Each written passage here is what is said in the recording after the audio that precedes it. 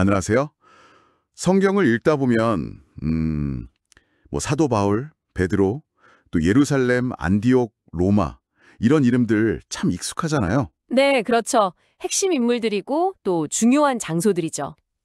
근데 성경 이야기가 딱 끝난 다음 시대, 그러니까 사도들이 이제 세상을 떠난 후의 교회는 과연 어떤 모습이었을까? 이게 궁금해지더라고요. 바로 그 시기.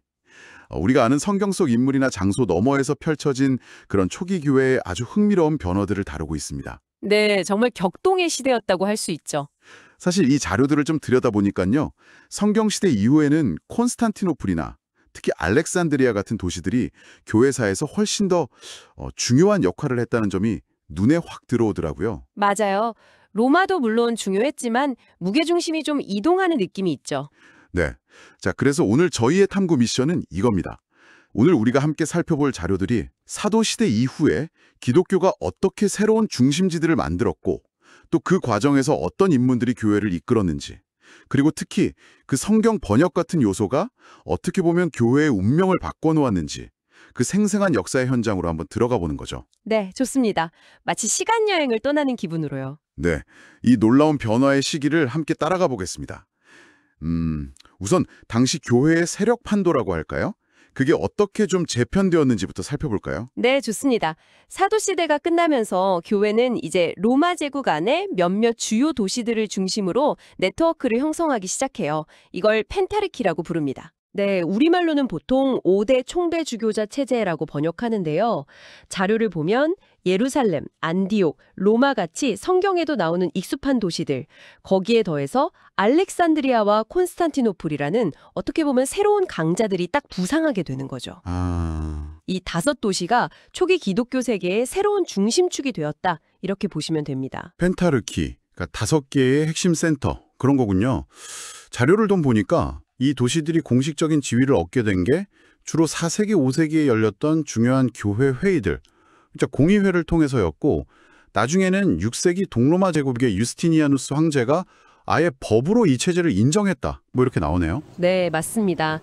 점진적으로 확립되고 법제화된 거죠. 근데 콘스탄티노플은 뭐 황제가 세운 수도니까 그렇다 쳐도 알렉산드리아는 성경에 직접 등장하지는 않잖아요. 그렇죠. 근데 어떻게 그렇게 중요한 중심지가 될 수 있었을까요? 저는 이 부분이 특히 좀 흥미롭게 다가오더라고요. 네, 아주 좋은 질문이십니다. 콘스탄티노플의 부상은 사실 배경이 비교적 명확하죠. 아시다시피 콘스탄티누스 황제가 로마 제국의 새로운 수도로 작정하고 건설한 도시니까요. 뭐 자연스럽게 정치적, 종교적 중심지로 급부상했고 1453년에 오스만 제국에 함락되기 전까지 1000년 넘게 동방 기독교 세계의 심장 역할을 했죠. 1000년 넘게요? 와. 근데 알렉산드리아는 그 배경이 훨씬 더 복합적입니다.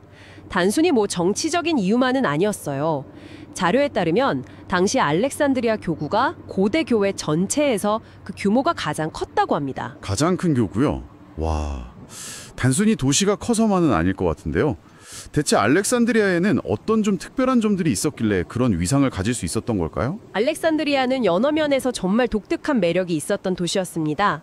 우선 지리적으로 보면 이집트의 그 비옥한 곡창지대에서 나는 곡물들 있잖아요. 네네. 이걸 로마로 실어 나르는 최대 수출항이었고 지중해 해상무역의 핵심 거점이었습니다.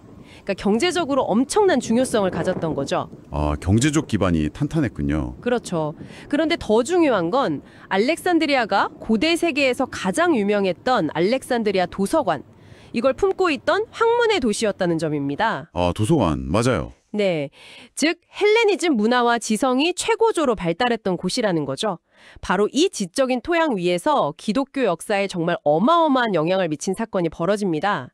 기원전 3세기경에 구약 성명이 당시 국제 공용어였던 그리스어, 즉 헬라어로 번역되는 작업이 이루어졌거든요. 네. 이게 바로 그 유명한 70인경 LXX 셉토아진트라고 불리는 번역본입니다. 70인경. 아, 그 유명한 번역본이 알렉산드리아에서 탄생했군요. 저도 들어봤어요. 당시 이집트를 비롯해서 지중해 곳곳에 흩어져 살면서 히브리어를 좀 잊어가던 유대인들, 디아스포라 유대인들이 주로 읽었던 성경이라고요. 네, 맞습니다. 그런데 이 자료를 보니까 더 놀라운 점은 신약 성경 저자들이 구약을 인용할 때 히브리어 원문보다 오히려 이 70인경을 더 즐겨 사용했다는 거예요. 바로 그 점이 중요합니다. 그렇다면 이건 단순히 번역을 넘어서 초기 기독교가 비유대인들에게 전파되고 또 교리를 형성하는데 거의 결정적인 역할을 했다, 이런 뜻이 되겠네요. 정확합니다. 자료에는 또 이 시기 알렉산드리아에서 활동했던 유대인 철학자 필로 이야기도 나오는데, 와, 정말이지 유대교 전통하고 헬레니즘 철학, 그리고 태동하던 기독교 사상이 만나서 격렬하게 부딪히고 융합되던 그런 용광로 같은 곳이었군요. 네, 용광로라는 표현이 아주 적절합니다. 그런 역동적인 도시의 교회를 처음 개척했다고 전해지는 인물이 있어요. 바로 마가복음의 저자이자 베드로의 제자로 알려진 마가입니다. 아, 마가요? 네, 사도행전 15장을 보면 마가가 바울하고 바나바 사이에 의견 충돌이 좀 있었잖아요. 그래서 2차 전도 여행에 함께 가지 못하는 장면이 나옵니다. 네, 기억나요. 그 이후에 그의 행적은 성경에 자세히 나오지 않는데 초대 교회의 전승에 따르면 그가 바로 이집트 알렉산드리아로 가서 복음을 전하고 교회를 세웠다는 겁니다. 아, 알렉산드리아로 갔군요. 네, 그리고 나중에 마가가 바울과 화해하고 골 4.10, 디무 4.11, 또 베드로의 통역자로서 그의 가르침을 기록해서 마가복음을 썼다는 이야기까지 쫙 이어지면서 알렉산드리아 교회는 사도적인 권위를 가진 중요한 교회로 자리매김하게 되는 거죠. 그렇군요. 자, 여기서 70인경 이야기로 다시 한번 돌아가 보면 정말 흥미로운 지점들이 많은데요. 이게 단순한 번역 작업이 아니라 어떻게 보면 기독교 역사의 물줄기를 바꾼 결정적인 사건이었다는 거잖아요.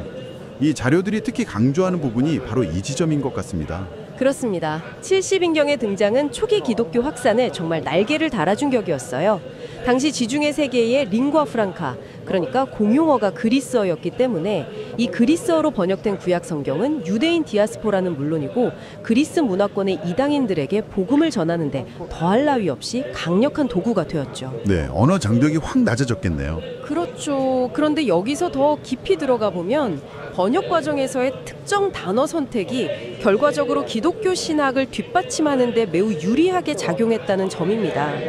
자료에서 가장 대표적으로 지적하는 예가 바로 이사야서 7장 14절입니다. 아, 그 유명한 구절이죠. 보라, 처녀가 잉태하여 아들을 낳을 것이오. 네, 바로 그 구절입니다. 히브리어 원문에는 알마라는 단어가 쓰였는데 이 단어는 그냥 젊은 여성을 의미해요. 결혼했을 수도 있고 아닐 수도 있는 거죠. 아, 그냥 젊은 여성이요? 네. 그런데 70인경 번역자들이 이 단어를 그리스어 파르테노스로 번역했습니다. 이 파르테노스는 명백하게 처녀를 의미하는 단어거든요. 오, 의미가 확 달라지네요. 그렇죠. 그래서 초기 기독교인들은 이 70인경 번역을 근거로 예수 그리스도의 동정녀 탄생 교리를 아주 강력하게 주장할 수 있었습니다. 의도했든 아니든 이 번역 하나가 기독교 핵심 교리의 중요한 성경적 근거가 된 셈이죠. 정말 번역의 힘이 역사를 만들었다, 이렇게 말해도 과언이 아닙니다. 와, 번역 단어 하나가 그렇게 큰 파급력을 가졌다니 정말 놀랍네요. 또 다른 예로 구약에서 하나님의 이름인 야훼, YHWH를 직접 부르기 어려워서 주님을 뜻하는 히브리어 아도나이로 읽던 전통이 있었잖아요. 네네. 그걸 따라서 70인경에서는 이걸 그리스어 큐리오스, 즉 주님으로 번역했죠. 네. 근데 이 퀴리오스가 신약에서 예수님을 주라고 부를 때 사용된 바로 그 단어잖아요? 맞습니다. 정확해요. 이렇게 되니까 구약의 주님과 신약의 주 예수님이 너무 자연스럽게 연결되면서 예수님의 신성을 강조하는 효과를 가져왔을 것 같습니다. 자료에 따르면 오늘날 영어 성경에서 구약의 하나님을 전부 대문자로 로드라고 표기하는 전통도 바로 이 70인경 번역에서 시작된 거라고 하니 그 영향력이 정말 대단합니다. 맞습니다. 그런데 초기 기독교인들이 이 70인경을 너무나 효과적으로 사용해서 이방인 선교에 큰 성공을 거두니까 유대교 지도자들 사이에서는 위기감이 커졌어요. 아, 자기들 성경인데. 그렇죠. 특히 AD 70년에 예루살렘 성전이 파괴된 이후 유대교를 재정비하는 과정에서 기독교가 사용하는 70인경 대신에 히브리어 원문의 권위를 다시 강조하려는 움직임이 강해졌습니다.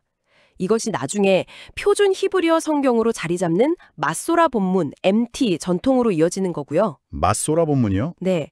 심지어 AD 100년경 얌니아 회의를 전후해서는 회당에서 70인경 입는 것을 금지하고 아큘라 같은 학자에게 70인경보다 훨씬 더 문자적이고 히브리어 원문에 충실한 새로운 그리스어 번역본을 만들도록 의뢰하기까지 했습니다. 와, 번역본을 새로 만들라고요? 네, 말하자면 성경 텍스트를 둘러싼 일종의 해석 전쟁이 벌어진 셈이죠. 성경 번역본을 가지고 기독교와 유대교 사이에 그런 치열한 신학적 줄다리기가 있었다니 정말 역사의 아이러니네요. 그렇습니다. 3세기 알렉산드리아의 위대한 신학자였던 오리게네스가 헥사플라라는 엄청난 작업을 했다는 이야기도 나오는데 이게 바로 히브리어 원문, 그 히브리어를 그리스어로 음역한 것, 그리고 여러 그리스어 번역본들. 네, 아큘라, 시마쿠스, 70인경, 테오도티움. 네, 그걸 무려 6개의 다른 텍스트를 한눈에 비교할 수 있도록 나란히 배열한 것이라고 하죠.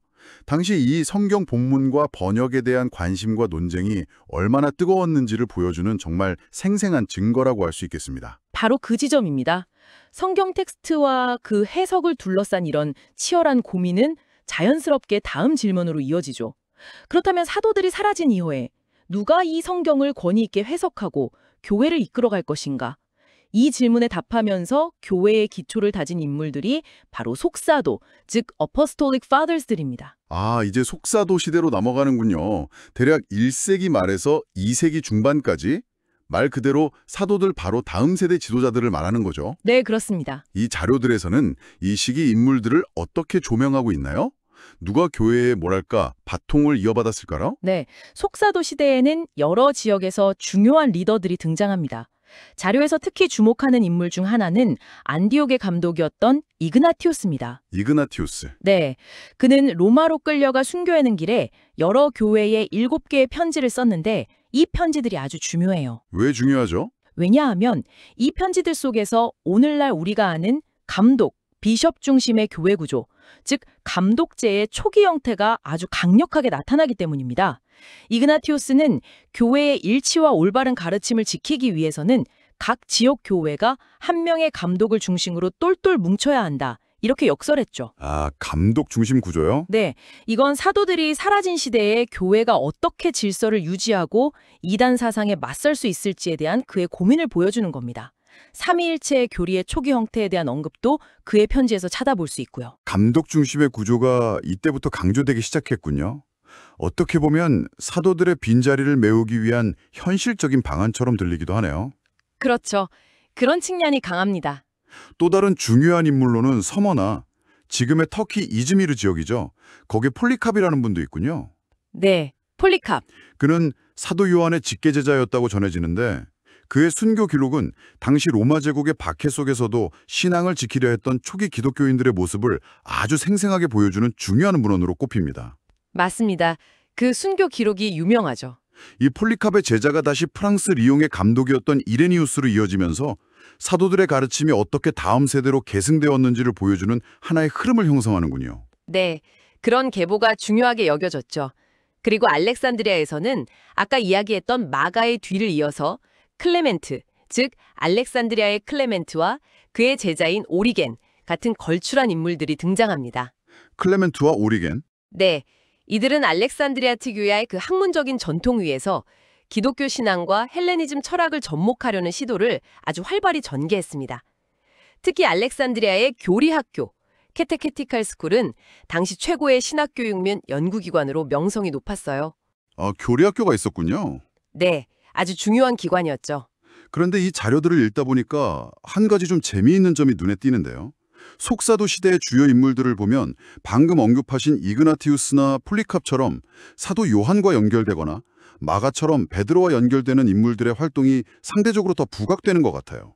네, 그렇죠. 반면에 사도 바울의 가까운 동역자였던 디모데나 디도 같은 인물들 있잖아요.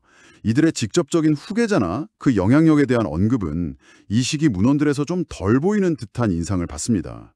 물론 전승에 따르면 디모데는 에베소, 디도는 크레타에서 중요한 역할을 했다고 하지만 그 다음 세대로 이어지는 흐름이 요한이나 베드로 계열만큼 뚜렷하게 언급되지는 않는다는 거죠. 왜 그럴까요? 아주 예리한 관찰이십니다. 물론 이게 바울의 신학적 영향력이 갑자기 줄어들었다 이런 의미는 아닐 겁니다.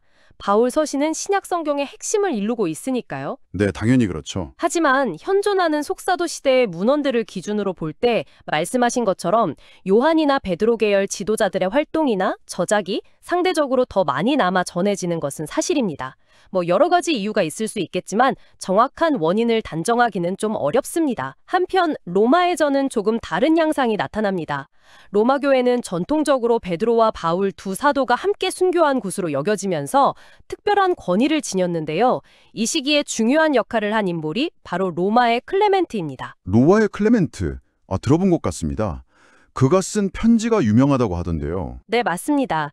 AD 96년경으로 추정되는데 고린도 교회의 내부 분열과 갈등이 생겼다는 소식을 듣고 로마 교회의 이름으로 편지, 클레멘트 1서를 보내서 질서를 회복하라고 권고합니다. 네, 근데 이 편지가 왜 중요하냐면 여기서 클레멘트가 교회의 지도자들, 즉 장로들, 프레스피터스, 나중에 감독으로 발전하게 되는 이들의 권위가 어디서 오는지를 설명하면서 아주 중요한 주장을 펼칩니다. 어떤 주장이죠? 그는 사도들이 직접 임명한 지도자들이 교회를 이끌어야 하며 그 권위는 후임자들에게 질서 있게 계승된다는 논리를 폈습니다. 이것이 바로 그 유명한 사도계승 개념의 가장 초기 형태 중 하나로 평가받습니다. 사도계승이요? 그렇게 일찍이요? 네, 즉 사도들이 사라진 시대에 교회의 권위와 연속성을 어떻게 확보할 것인가 하는 문제에 대한 로마 교회의 답변이었던 셈이죠. 와, 사도계승이라는 정말 중요한 개념이 이렇게 일찍부터 등장했군요. 사도들의 부재라는 현실적인 문제 앞에서 교회가 스스로의 정체성과 리더십 구조를 어떻게 만들어 나갔는지를 보여주는 아주 생생한 사례네요. 그렇습니다. 오늘 우리는 성경시대 이후 초기 교회가 겪었던 거대한 변화의 파도를 함께 따라가 봤습니다. 교회의 중심이 예루살렘과 안디옥을 넘어서 정치적 수도였던 콘스탄티노플, 그리고 학문과 문화의 용광로였던 알렉산드리아로 확장되는 그런 지리적 변화를 목격했죠. 네. 특히 알렉산드리아에서 탄생한 70인경이라는 구약 번역본이 단순한 번역을 넘어서 초기 기독교의 확산과 교리 형성에 얼마나 결정적인 영향을 미쳤는지도 확인할 수 있었습니다. 네. 또한 이그나티우스, 폴리캅, 클레멘트 같은 속사도들이 사도들로부터 물려받은 신앙의 유산을 어떻게 지키고 또 발전시켜 나갔는지도 살펴보았습니다. 이들의 고민과 노력을 통해서 교회의 조직 구조, 예를 들면 감독제의 부상이라든지 사도계승 개념의 등장 같은 것들, 그리고 핵심 교리, 삼위일체 같은 것들의 기초가 점차 다져지는 과정을 엿볼 수 있었죠. 네. 이 시기에 나타난 다양한 신학적 고민과 제도적 발전들은 이후 수백 년간 이어질 동방교회와 서방교회의 역사, 그리고 수많은 신학 논쟁의 씨앗이 되었다고 해도 과언이 아닙니다. 이 자료들을 통해서 여러분은 초기 교회가 로마 제국이라는 거대하고 복잡한 세상 속에서 어떻게 신앙의 뿌리를 내리고 또 가지를 뻗어나갔는지, 그리고 성경이라는 텍스트의 번역과 해석이라는 문제가 교회의 운명에 얼마나 지대한 영향을 미쳤는지 구체적인 그림을 그리실 수 있었을 겁니다. 네. 마지막으로 여러분께 하나의 질문을 던지면서 마무리할까 합니다. 오늘 우리가 살펴본 것처럼 사도 시대가 끝나자마자 교회는 리더십 구조, 예를 들어 감독은 누구인가, 권위는 어디서 오는가, 이런 문제들, 즉 감독제나 사도계승 논의에 직면했죠. 네, 그랬죠. 또 성경 해석 문제, 어떤 텍스트를 기준으로 삼을 것인가 하는 70인경과 히브리어 원문 사이의 긴장 같은 근본적인 문제에 직면했고, 이에 대해서 지역마다 조금씩 다른 해답들을 모색하기 시작했습니다. 네, 다양한 시도들이 있었군요. 그렇다면 이런 초기 교회의 모습들, 즉 리더십과 권위, 성경 해석에 대한 초기의 다양한 접근 방식들이 오늘날 우리가 보는 여러 기독교 전통들, 예를 들어 카톨릭, 정교회, 개신교, 이 서로 다른 모습과 강조점을 갖게 된데 어떤 영향을 미쳤다고 생각하시나요? 흥미로운 질문이네요. 이 질문을 가지고 초기 교회의 역사를 좀 더 깊이 파고들어 보시는 것도 오늘날 기독교 세계의 다양성을 이해하는데 매우 흥미로운 여정이 될 것이라고 생각합니다.